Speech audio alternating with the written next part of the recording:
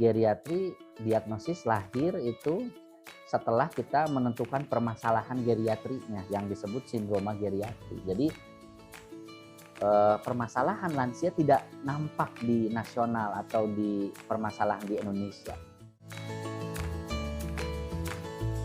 Assalamualaikum warahmatullahi wabarakatuh. Selamat pagi dokter dan teman-teman panitia Bincang Inspirasi Alumni dari Seksi Hubungan Alumni Hima Kedokteran FK Unpad.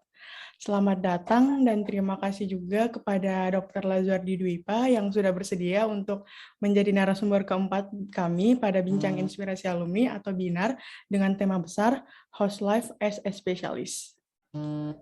Dengan sangat antusias, perkenalkan saya Sri Rahmadani, mahasiswa pendidikan dokter FK Unpad 2020, perwakilan seksi hubungan alumni yang akan menjadi moderator dalam Bincang Inspirasi Alumni atau BINAR pada kali ini, Dok. Nah, sebelumnya saya mau jelaskan sedikit nih, Dok, terkait Bincang Inspirasi Alumni atau BINAR yang merupakan proker bulanan hubungan alumni Himaket, di mana kami sebagai perpanjangan tangan dari Kema FK Unpad dan alumni akan mewawancarai dokter alumni FK Unpad untuk membagikan pengalaman, insight ataupun motivasi, begitu Dok. Nah, pada kepengurusan tahun ini tema besarnya adalah Host Life as a Specialist. Mengapa? Karena pada saat kami melakukan survei kepada seluruh Kema FK Unpad, Dok, ternyata menjadi dokter spesialis merupakan pilihan yang paling banyak diminati oleh Kema FK Unpad, Dok. Nah, dan fun fact-nya ya, Dok, spesialis penyakit dalam ini menempati urutan keempat. Dan setelah mengulik lebih dalam lagi nih, Dok, akhirnya kami memutuskan untuk mengundang dan menjadikan Dr. Lazuardi sebagai narasumber pada Bincang Inspirasi Alumni kali ini, Dok. Oleh karena itu, mungkin langsung saja ya, Dok, mengenai pertanyaan-pertanyaan yang akan saya tanyakan kepada dokter yang merupakan kekepoan teman-teman Kema FK Unpad tentang spesialis penyakit dalam. Ya, gimana kekepoannya? Baik, Dok. Nah, sebelum mulai menjawab pertanyaan-pertanyaan nih, Dok, mungkin ada baiknya saya pribadi dan mungkin teman-teman yang nonton video ini pengen lebih mengenal dokter dulu nih, seperti nama lengkap, alumni angkatan berapa di FK Unpad, dan kesibukan dokter saat ini apa sih, Dok? Ya, terima kasih Dr. Sri Rahmadani.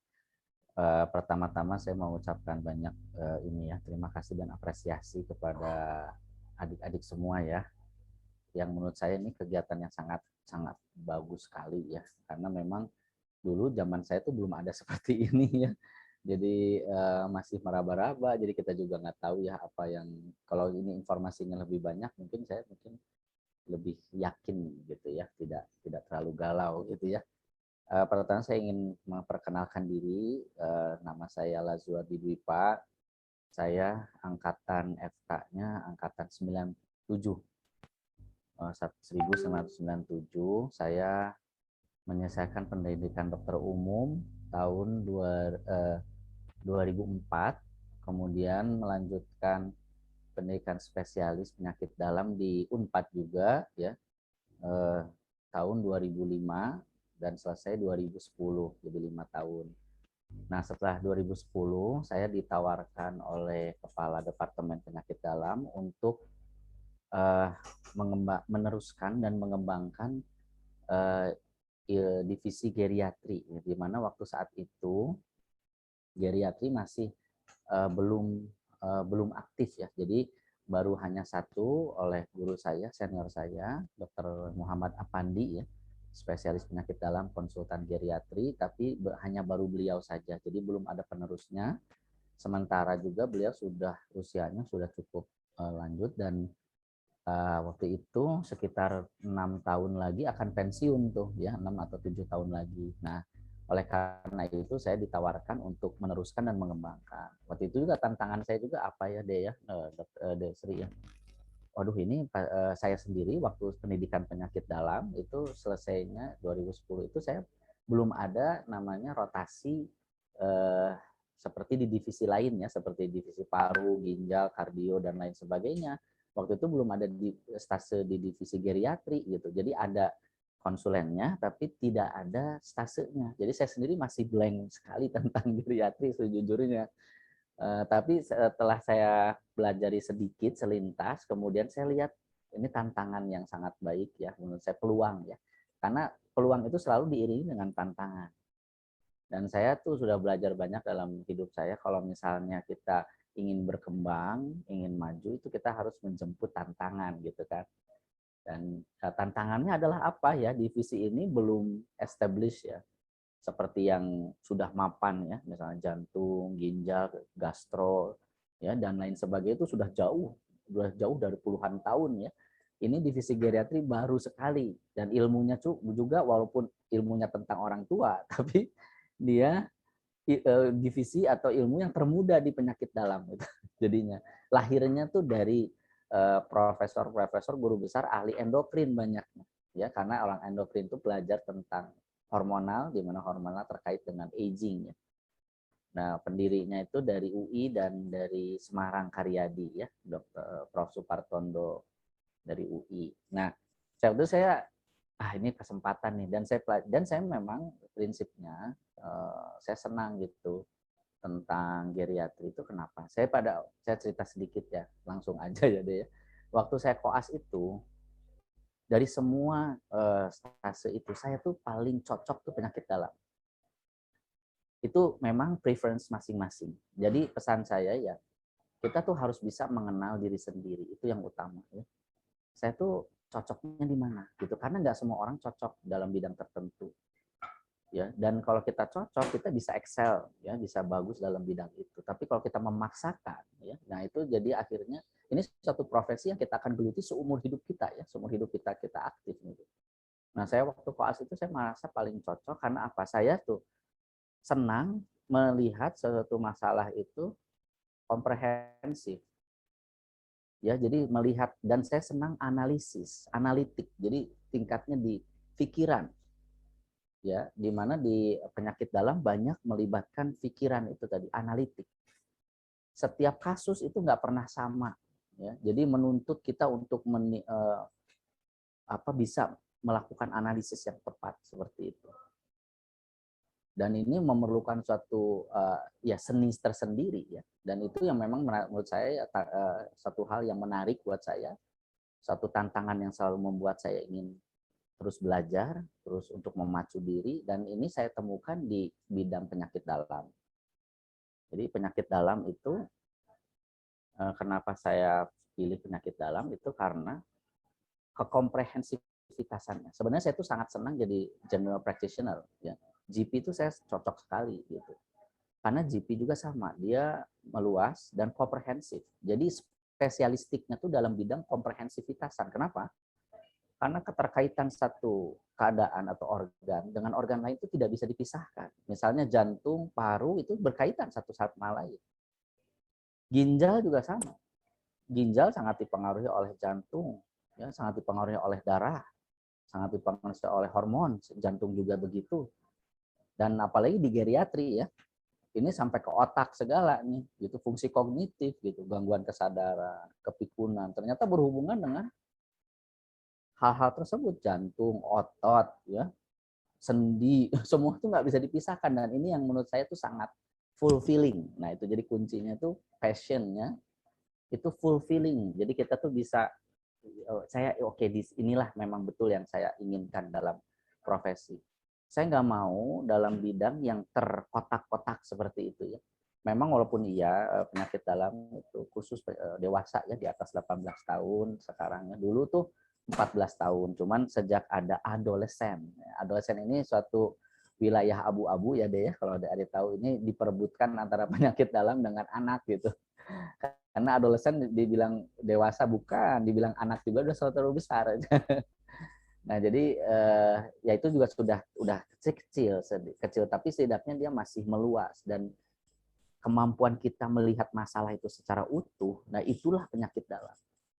Dan melakukan tata laksana yang sinergis, yang harmonis ya, komprehensif itu itulah yang sangat menarik buat saya, karena ini susah gitu ya, kompleks. Kompleks tuh macam-macam gitu ya, kita banyak masalah gitu. Masalahnya banyak, tapi kalau kita bisa melakukan analisis yang baik, kita bisa melahirkan suatu hipotesis atau diagnosis yang tepat, lalu tata laksananya juga tepat. Nah ini yang sangat menarik buat saya gitu, satu tantangan terus, dan setiap kasusnya tuh berbeda-beda setiap kasusnya. Nah mungkin tidak sama ya Sri ya sama yang lain, misalnya yang saya lihat tuh yang lain ya spesialis yang lain itu lebih sifatnya subspesialistik sebenarnya. Misalnya kita lihat yang apa ya, misalnya bedah gitu ya, atau kandungan, itu udah subspesialistik. Dia sudah langsung tahu gitu kasusnya bedah gitu. Dan tidak terlalu memerlukan analisis yang dalam. Misalnya gini ya, saya kasih gambaran. Misalnya kasus ketuban pecah dini ya, dokter Sri ya. Pecah kan, ibu hamil ya. Kan nggak gini ya, dedenya apa ya pecah ketuban ya. Ini pipis atau nempret gitu kan, nggak mungkin ya, gitu kan. Tapi kalau misalnya orang penyakit dalam nih masuk sesak nafas, itu apa ini gitu? Ini nggak bisa langsung lahir, itu diagnosis itu harus melalui rangkaian apa keutuhan, itu anamnesis, pemeriksaan fisik, pemeriksaan penunjang, kemudian kita melahirkan, diagnosis, baru kata itu pun baru diagnosis kerja, nanti ada diagnosis banding. Nah ini yang menarik gitu. Memang nggak semuanya cocok, ada yang aduh saya ribet banget penyakit dalam, kok terlalu banyak ini, kemungkinan tidak jelas, saya pengen yang jelas-jelas aja gitu, pengen yang pasti kasusnya. Misalnya bedah, ya bedah tuh jelas sekali, kecelakaan di jalan, di lalu lintas, seorang pengemudi motor jatuh, kemudian dibawa dengan patah, ya kan udah terlihat kasusnya jelas patah, nggak ada lagi oh dedenya patah apa ya gitu, nggak ada gitu ya diagnosis bandingnya. Tapi tantangannya berbeda. Kalau misalnya di penyakit dalam mah kita analitik ya dan melahirkan suatu tata laksana yang tepat ya dan komprehensif tadi ya, di keterpaduan tadi. Tapi kalau misalnya tindakan kayak kandungan bedah, dia kasusnya tepat, tidak usah banyak berpikir, tapi lebih banyak tindakan. Nah, itu yang sangat yang harus diperhatikan. Adik-adik saya saran juga. Mana yang lebih cocok? Berpikir, analitik, atau senang yang kasusnya jelas tapi tindakan saja? Dua-duanya ada tantangan. Setiap segala sesuatu itu tidak ada yang enak 100%, itu nggak ada, nama juga tantangan. Misalnya kalau di yang tindakan tadi, kamu tuh harus terampil. Dan sama pendidikan itu harus rajin, dapat kasus yang banyak. Semakin banyak kasus yang semakin terampil. Semakin terampil, semakin mudah. Cuman ini juga ada tantangannya tadi kan, untuk terampil mungkin sulit. Ada kesulitan, inilah skill, namanya skill ya. Penyakit dalam juga sama. Tantangannya adalah bagaimana kita memiliki apa ya,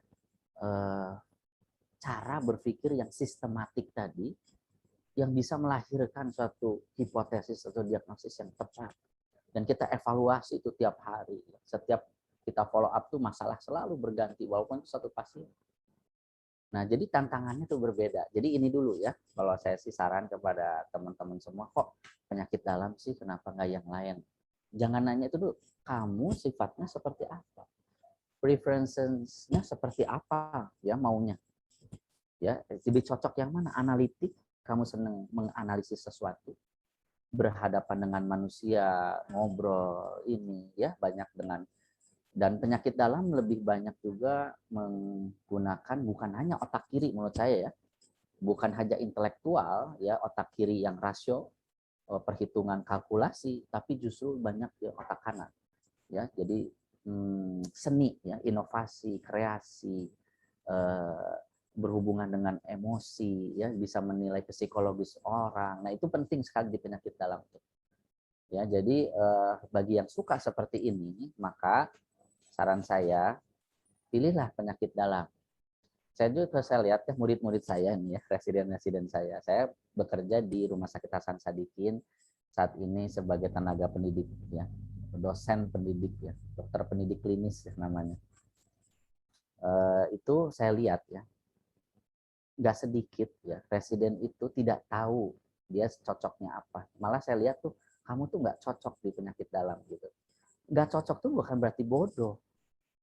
Ya seperti misalnya gajah suruh manjat pohon, ya nggak bisa, betul nggak? Jadi dia mungkin cocok di bidang lain gitu, tapi sayangnya udah keburu masuk. Nah jangan sampai seperti itu. Ya, pilihlah yang cocok buat kamu dan kelihatannya kamu tuh mau apa gitu. Dan saya sering bilang ya kayak murid-murid saya koas ya, misalnya saya senang anestesi misalnya seperti itu ya. Anestesi itu juga kamu harus tahu selain ilmu, maka ada konsekuensi juga. Pekerjaan yang tidak yang menuntut kamu tuh selalu ada di rumah sakit, selalu siap ya, seperti kandungan, bedah itu kalau kasus emergensi harus datang.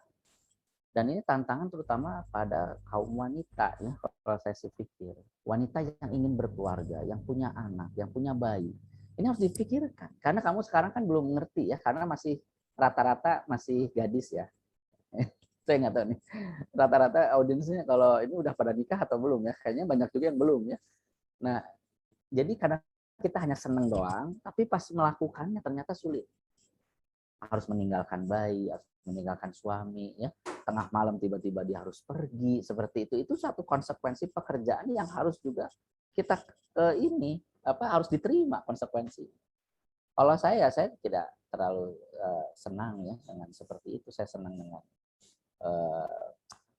tidak terlalu emergency kayak begitu ya. Di penyakit dalam tuh bahkan kita kan bisa konsultasi lewat telepon aja gitu kan.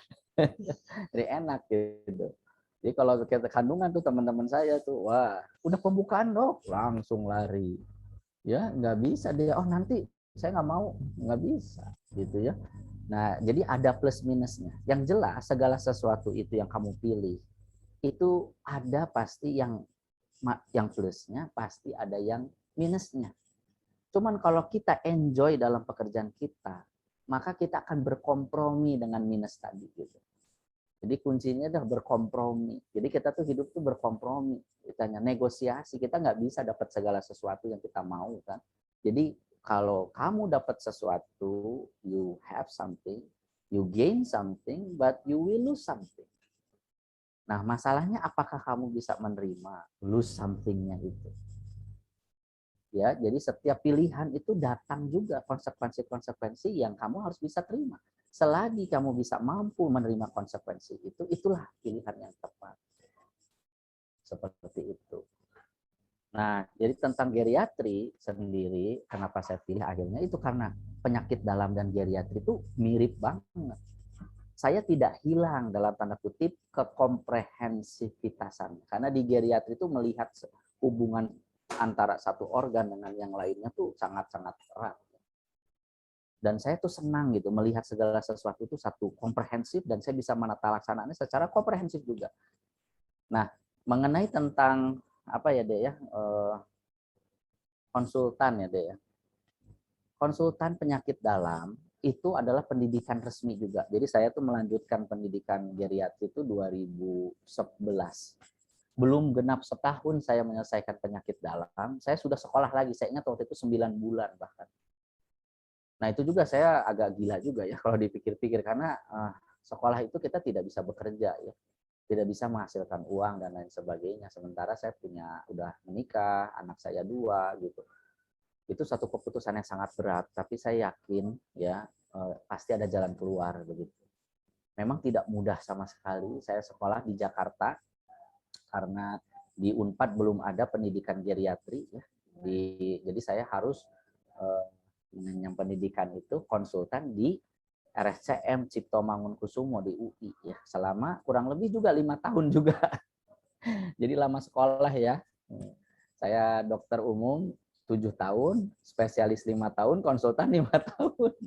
Harusnya nggak boleh 5 tahunnya, harusnya mah 3,5 tahun. Cuman karena tadi saya sendirian ya, dengan hanya senior saya juga pulang pergi ya. Jakarta Bandung itu sambil ngurusin kegiatan divisi geriatri. Memang 2 tahun pertama saya full di Jakarta, tapi udah lebihnya saya bisa mau pulang pergi. Nah itu suatu tantangan yang sangat besar ya. Sementara kita tahu sendiri ada ya penelitian dan sebagainya itu karya tingkat akhir itu tesis ya. Itu yang sulit ya. Dan walaupun begitu saya menjalaninya dan dari hari makin ke hari saya memang ada doubt, ada keraguan. Itu wajar. Kenapa betul nggak ini yang saya pilih ini? Tapi saya terus lanjut karena apa? Semakin saya melanjutkan, semakin saya memang yakin dan senang gitu. Apalagi setelah saya lulus dan praktek, itu betul-betul saya tuh senang sekali dengan ilmunya, dengan prakteknya, dengan ini. Jadi fulfilling. Senang tuh dalam artian bukan berarti tidak ada tantangan ya. Tadi ya bukan tidak ada downside-nya. Tantangannya apa ya? Memang tadi saya fulfillingnya komprehensif ya, tapi tantangannya adalah apa nih? Geriatri karena dia sifatnya baru ya, paradigma yang sebelumnya itu belum sesuai dengan paradigma geriatri yang sangat menekankan kepada komprehensivitasan. Nah, jadi sistem pelayanan kesehatan di Indonesia itu belum ideal untuk pasien lansia. Nah, jadi masih sangat-sangat mentah sekali. Ya, seperti ini aja gambarannya. Jadi pemahaman jadi profesi kesehatan sendiri juga masih kurang tepat. Jadi masih diagnosis base. Sementara di geriatri, diagnosis lahir itu setelah kita menentukan permasalahan geriatrinya yang disebut sindroma geriatri. Jadi permasalahan lansia tidak nampak di nasional atau di permasalahan di Indonesia. Misalnya apa ya? Misalnya suatu gangguan permasalahan tirah baring, misalnya seperti itu ya. Disebutnya sindroma geriatri imobilisasi. Ini bukan diagnosis, tapi masalah. Nah, setiap diagnosis itu bukan berarti satu masalah. Bisa satu masalah, bisa tidak. Ya. Tapi yang permasalahan di geriatri ini tidak nampak gitu ya. Nah, karena tidak nampak, maka tidak ada kebijakan-kebijakan yang berpihak kepada pelayanan kesehatan geriatri. Ya, seperti tadi ya, orangnya tirah baring saja, tidak bisa apa-apa. Jadi gimana? Tidak ada itu penata laksanaan yang sesuai. Misalnya ada orang yang stroke, misalnya seperti itu, atau yang jatuh, ya orang tua jatuh dan patah tulang.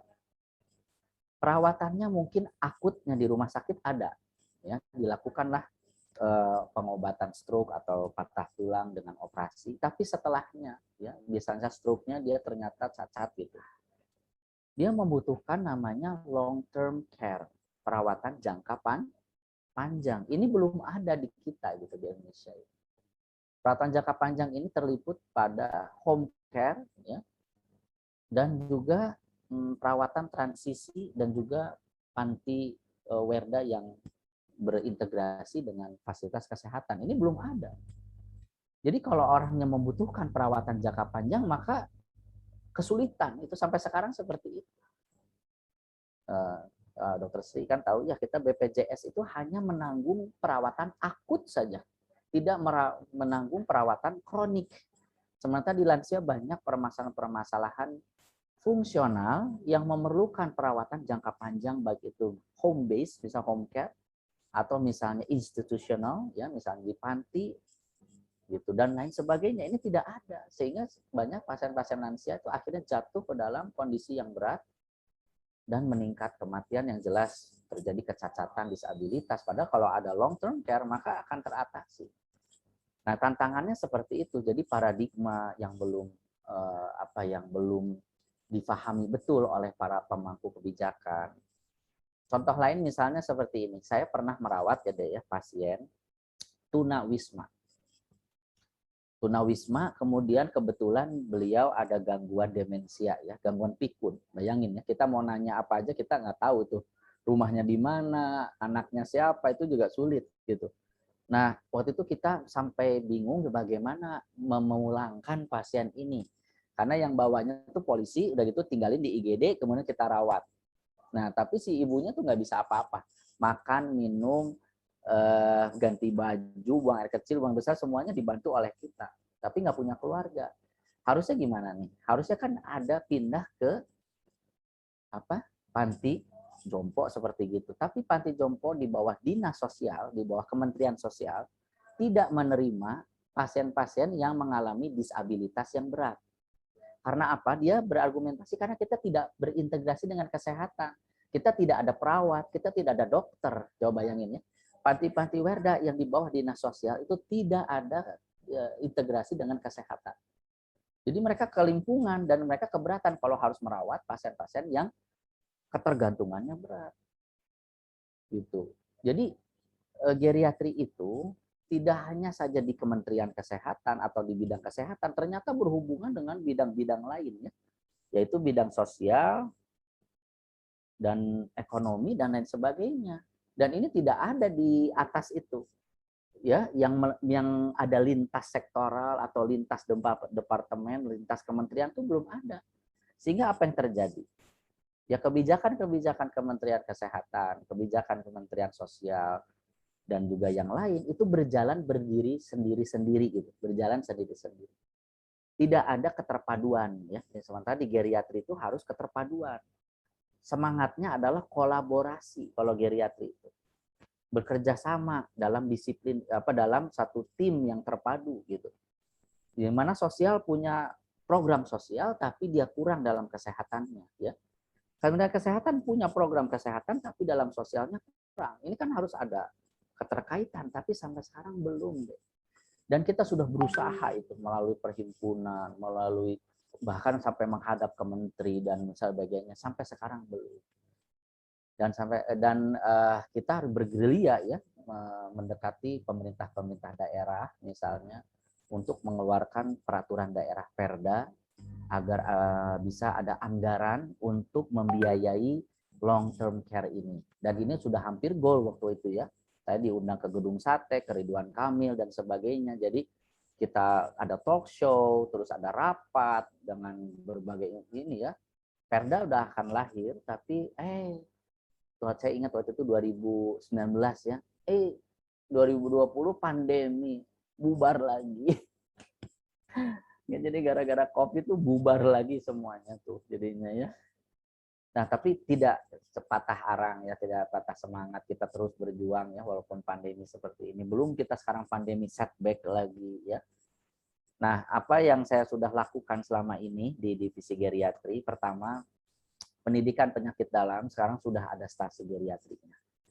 Jadi residen itu sekarang sudah ada stase, pasiennya sudah ada, dan saya sudah mendirikan juga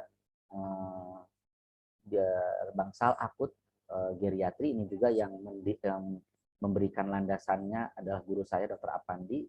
Lalu saya mengaktifkannya kembali. Jadi ada bangsal akut geriatri khusus buat pasien lansia di RSAS. Kemudian saya juga membentuk klinik terpadu geriatri yang terpadu. Jadi ada syaraf, rehab medik, psikiatri dan disiplin ilmu lain dalam satu tempat, berdekatan dengan ahli gizi, laboratorium yang diprioritaskan, dari loket sampai pulang itu pasien lansia di fast track. Jadi ada jalur khusus lah.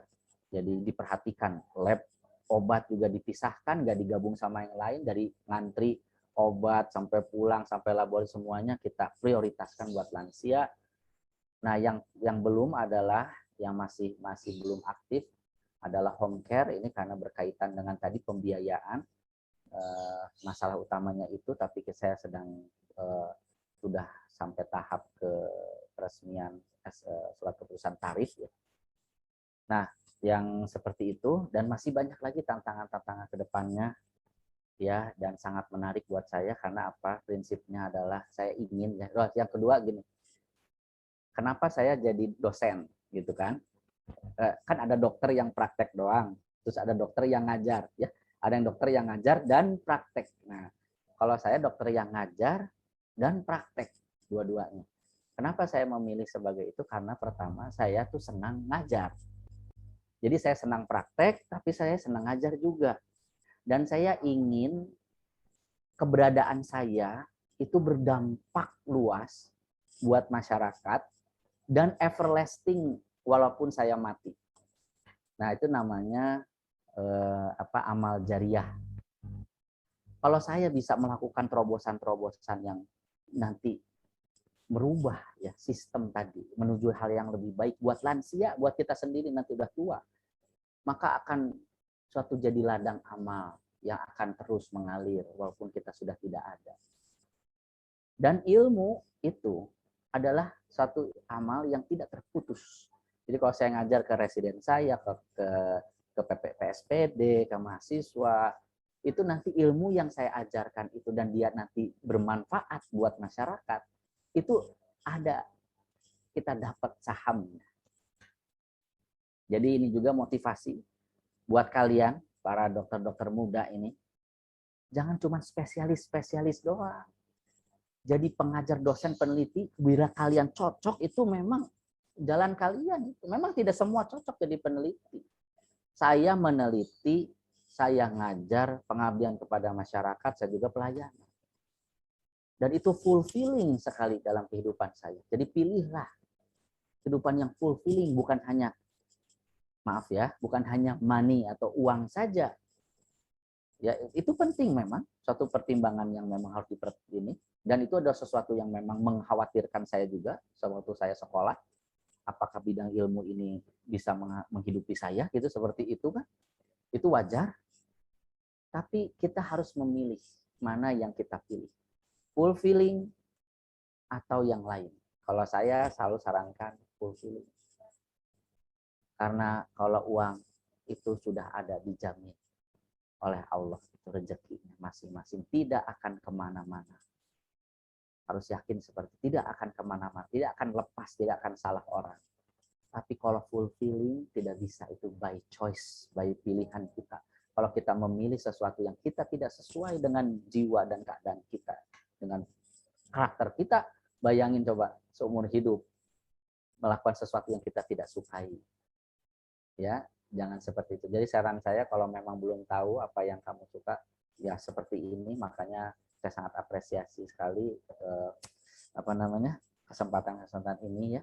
Kumpulkan baik sebanyak-banyak mungkin informasi, kemudian konsultasi dengan ahli ya, ahli jiwa ya, ahli psikolog, mungkin biar tahu kemampuan saya seperti apa ya. Saya juga punya teman yang meneliti khusus, yang mempunyai kemampuan khusus sifat-sifat kita. Jadi nanti cocoknya pekerjaannya apa, yang namanya Dr. Rama ya, Giovanni. Bisa konsultasi sama beliau ya, beliau sangat baik sekali, terutama kepada dokter-dokter muda ya. Dan semangat sekali kalau misalnya kalian konsultasi, dok, saya kira-kira sifatnya seperti apa, nanti ada tes seperti itu. Nah, nanti kalian bisa tahu sifat kamu itu seperti apa gitu ya. Jadi, oh saya cocoknya gini nih ya, cocoknya gini, tapi saya orangnya seperti ini. Jadi nanti diarahkan. Ya, mungkin pilihannya seperti ini. Nah, jadi yang intinya adalah pengenalan diri sendiri ya. Dan kita harus cukup berani untuk menerima semua baik dan buruknya setiap pilihan yang kita punya. Jadi memilih spesialis, memilih pekerjaan, memilih apa, itu adalah seperti milih jodoh ya. Itu kita akan hidup ya insya Allah selama-lamanya dengan jodoh. Oh ya, saya ingin juga luruskan juga, konsultan itu di penyakit dalam bukan suatu SP1. Jadi kita bukan jadi terpisah dengan penyakit dalam. Justru konsultan itu kita masih penyakit dalam, tapi saya mengkhususkan belajar lagi, mendalami khusus di bidang tertentu. Jadi nggak hilang penyakit dalamnya, justru malah makin bagus.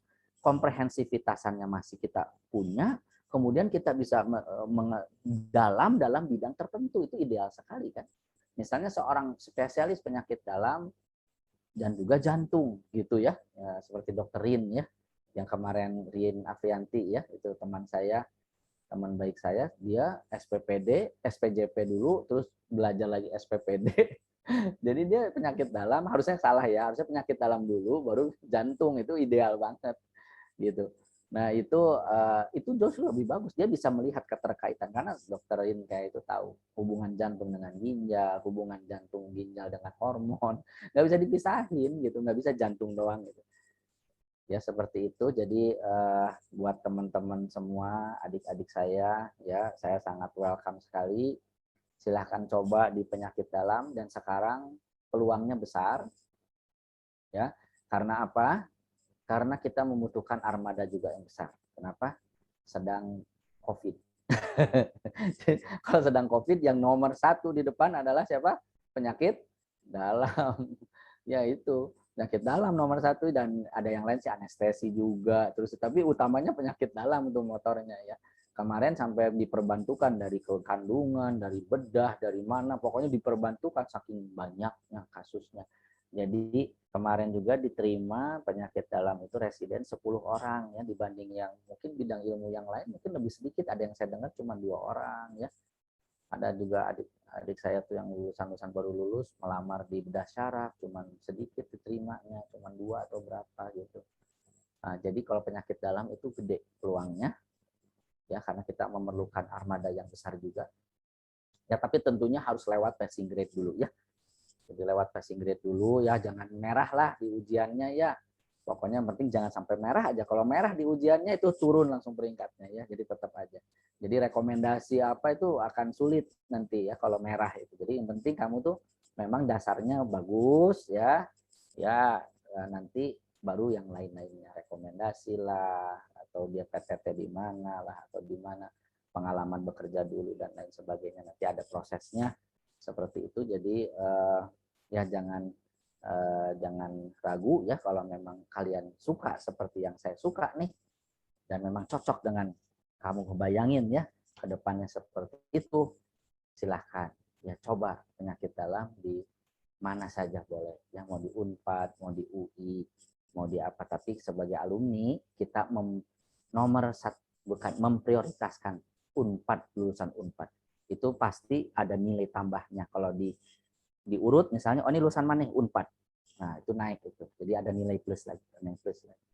Jadi karena kita menghargai sekali alumni kita, jadi jangan ragu ya seperti itu. Itu aja mungkin Dek, mungkin ada pertanyaan lagi. Baik dokter, mengenai pertanyaannya mungkin udah sebagian besar udah dijawab semua ya dok. Jadi Ya, mungkin saya langsung menyimpulkan dari awal aja ya dok. ya. Baik. Nah, Dokter Lazuardi sendiri ini merupakan alumni FK Unpad pada tahun 2004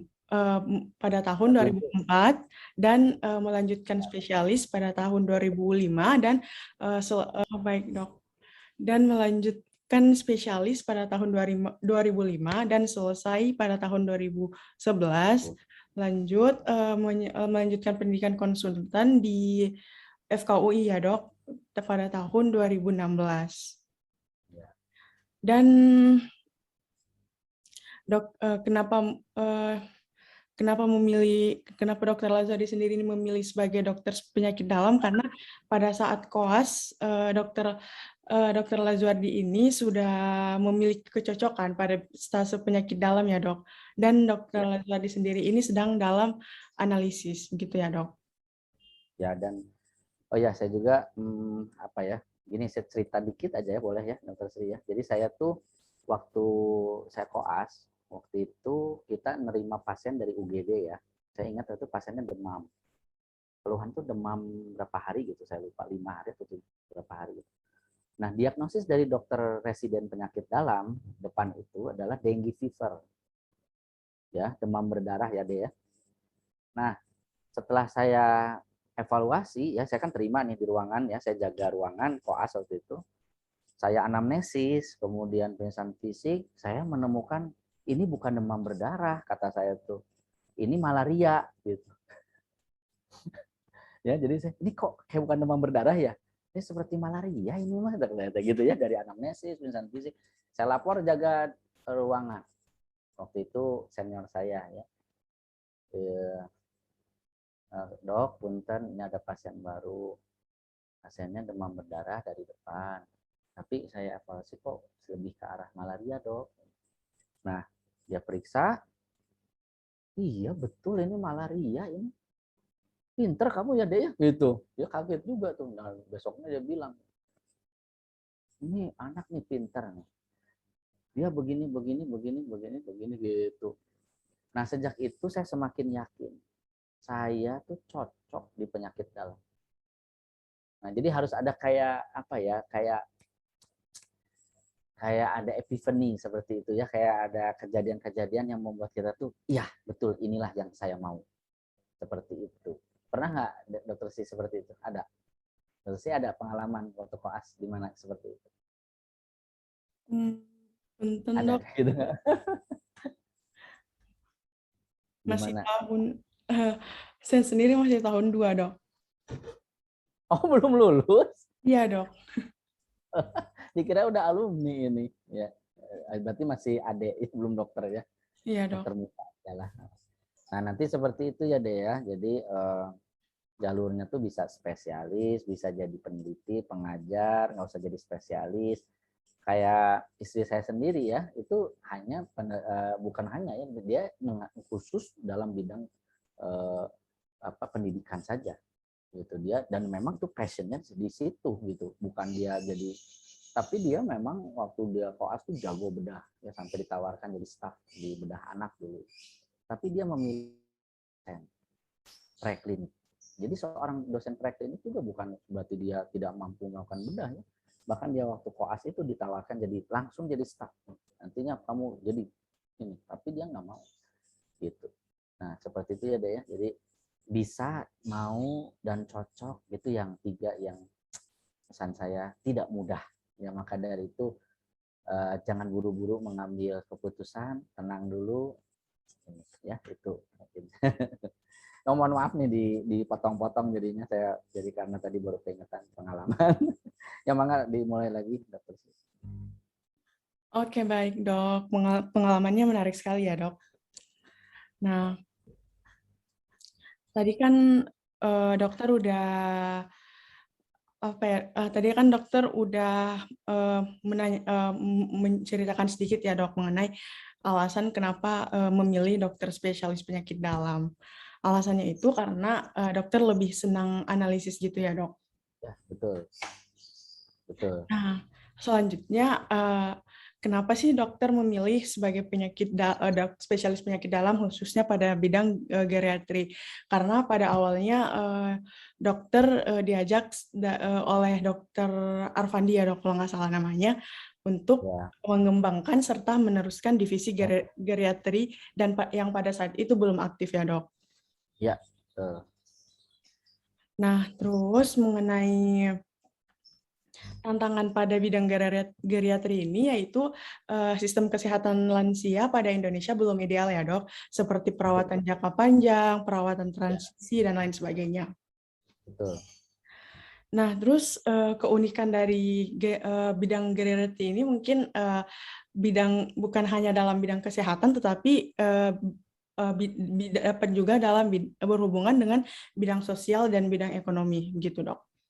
Ya Dan mengenai kesibukan dokter saat ini itu menjadi dosen serta praktik ya dok. Nah, mengapa ya dokter memilih itu? Karena salah satunya dokter senang dalam mengajar serta keberadaan dokter ingin berdampak luas kepada masyarakat dan everlasting gitu ya dok. betul. Oke, baik dok. Mungkin itu sedikit kesimpulan dari saya. Sebelum kami tutup, mungkin ada closing statement berupa pesan atau motivasi untuk mahasiswa preklinik maupun koas. Mangga, dok. Ya jadi ya terima kasih Dek Sri ya. Jadi ya tadi yang pertama-tama paling penting kita harus juga mengenal diri sendiri ya. Jadi kita pengenalan diri sendiri, lalu kita pilih yang sesuai dengan apa yang kita cocok ya, dan cocok bisa dan sesuai, karena nggak setiap cocok bisa, tidak setiap yang bisa cocok gitu ya. Jadi ini memang tidak mudah, tapi bisa, dan yakinlah apa yang punya kita pilih itu setelah melalui proses yang matang itu pasti yang terbaik. Jadi jangan pikir gini, aduh nyesel ya, coba saya yang itu coba ya. Nah itu jangan pernah berpikir seperti itu, karena tidak akan apa ya, tidak konstruktif dan percuma seperti itu ya. Makanya apabila biar tidak berpikir seperti itu, makanya kalian harus berpikir matang. Dan apabila setelah menentukan suatu pilihan, jangan menyerah.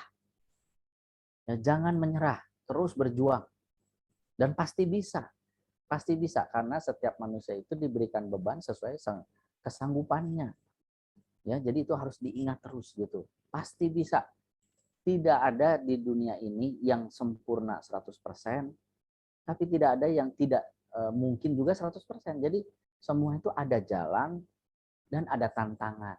Anggaplah tantangan itu sebagai satu media kita untuk kita bisa lebih berkembang lagi menjadi sosok pribadi yang lebih baik. Jadi kalau tanpa tantangan, tanpa media kita untuk tumbuh, maka kita tidak bisa menjadi manusia yang lebih baik. dan itu adalah sesuatu hal yang biasa ya.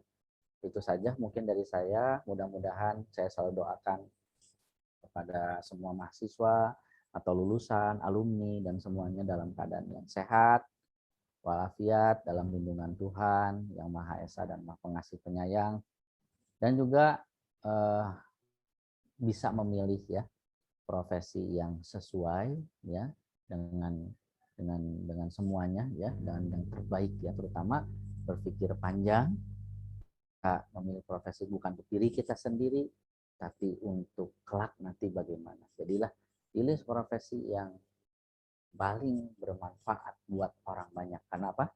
Sebaik-baiknya manusia adalah yang paling bermanfaat buat orang lain, buat masyarakat. Ya, khairun nas anfa'uhum linnas. Ya, itu adalah hadis Nabi Shallallahu Alaihi Wasallam. Sebaik-baiknya manusia adalah yang paling bermanfaat buat umat manusia. Seperti itu. Itu saja pesan saya. Terima kasih sekali lagi atas undangannya. Saya sangat senang sekali dan sangat kalau bisa sih ya diundang lagi juga nggak apa-apa.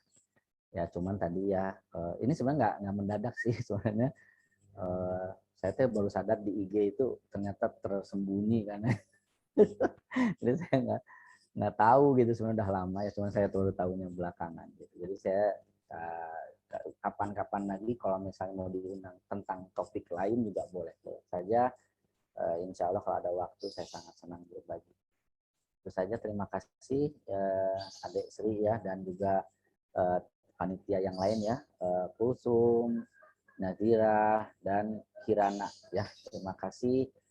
Salam wabillahi taufiq wal hidayah. Assalamualaikum warahmatullahi wabarakatuh. Nah, baik.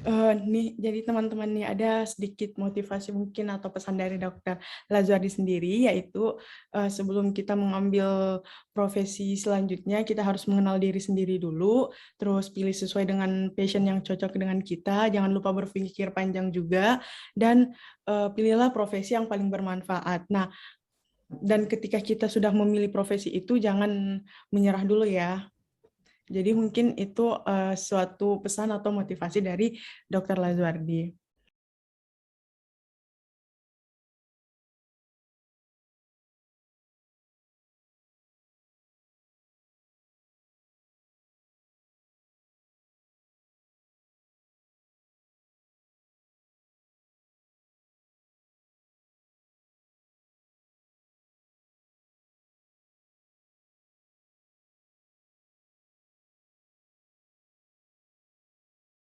Tidak terasa ya dok, dan teman-teman Kema FK Unpad seperti yang sudah saya katakan sebelumnya bahwa itu udah closing statement dari Dr. Lazuardi. Dan selanjutnya dok akan ada sesi pemberian sertifikat oleh Project Officer Bincang Inspirasi Alumni, yaitu Kulsum Haurat Insan. Kepada Kulsum kami persilahkan. Sebelumnya terima kasih kepada Sri. Saya izin share screen dulu ya dok. Oh ya, mangga. Ya dok. Oke, nah jadi ini dok, dari kami ya, sebagai salah satu ucapan terima kasih nih dok, ada sedikit kenang-kenangan dari Hima Kedokteran untuk dokter. Ya insya Allah kita undang lagi nggak apa-apa ya dok? Oh bukan nggak apa-apa, sangat senang sekali ya Kulsum. Oke dok, ya sekali lagi terima kasih juga atas pengalaman-pengalamannya, terus insight-insight yang sangat bermakna gitu ya dok, juga motivasinya nih buat terutama buat saya sendiri dan buat teman-teman yang lain nanti juga yang nonton video ini, semoga bermanfaat.